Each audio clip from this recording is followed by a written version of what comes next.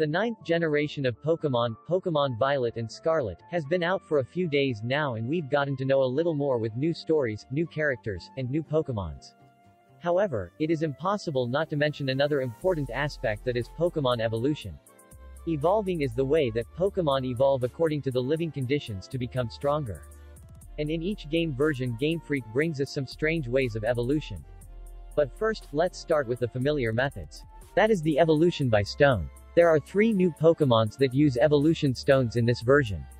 It's Caspakid, a grass-type hot chili Pokemon. It will use Grass Stone to evolve into Scovillian, then it is the first and only Pokemon have duo Grass and Fire type. Tadbulb is an electric tadpole Pokemon that looks like a light bulb. This Pokemon will use the Lightning Stone to evolve into Bellibolt. Both of these Pokemon are single-type electric. Cetitan, a Shawl-Low Whale Pokemon that will use Ice Stone to evolve into Cetitan. And both are Ice-type. There is also an old Pokemon that has been updated way to evolve, Crabcrawler. Previously in Gen 7 we had to go to the Snow Mountain to evolve it into Crabominable. In this version it will use Ice Stone to evolve for simplicity. Also use Item to evolve but are completely new item. It's Charcadet, the Fire-type Prince Pokemon. This Pokemon has 2 separate evolutions, using 2 different items. But in each game version we can only receive 1 and 2 items from the man in Zapopico City. In the Scarlet version, he will ask for 10 Bronzor pieces that you can collect from the wild Bronzo and Bronzong in exchange for a suit of armor so you can evolve Charcadet into Armarouge, the Fire Psychic type warrior Pokemon. In the Violet version, he will ask for 10 pieces of Sinistea, in exchange for the armor that helps Charcadet evolve into Ceruledge, a Fire and Ghost-type Fireblade Pokemon. Next will be the method of evolution by move, which is applied to the 3 old Pokemon that have evolution forms in this version. These are Girafarig, Primeape and Dudunsparce. Girafarig when using Twin Beam will evolve into Farigiraf after leveling up. Twin Beam is a move Girafarig can learn on its own when reaching level 32.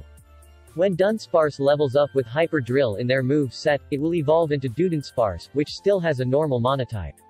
It was simply a larger and longer Dudunsparce.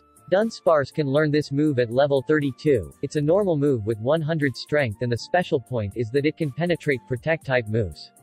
Evolving Primeape need a little more time. It can learn Rage Fist at level 35, a Ghost-type move that will hit harder each time it is used. After using Rage Fist 20 times and then leveling up, Primeape will evolve into Annihilape, which will bring dual fighting, Ghost-type. To introduce the game's co-op mode, GameFreak also came up with an evolution dependent on this new mode. It is Finazon with a single water type.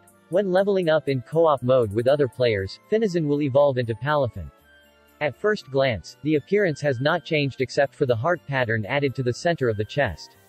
But this is the brave heart of a superhero. Because Palafin possesses the Zero to Hero ability. After being returned to the ball for the first time in each match, it will transform into a hero form, greatly increasing its attack and defense stats, the total stats being slightly higher than pseudo-legendary Pokemons. And that is the end of first part in my video. We go through the evolution of Caspakid, Tadbulb, Cetitan, Charcadet, Girafarig, Primeape, Dudunsparce and Finazon. In part 2 will be how to evolve your Pokemons to Kingambit, Goldengo, Maushold, Bramblegast, Breller and Pomod. Hope you enjoy my video and don't forget to leave 1 subscribe and like, I will be appreciative about that. If you have any idea, we can discuss it together on the comment below. Now bye bye and peace.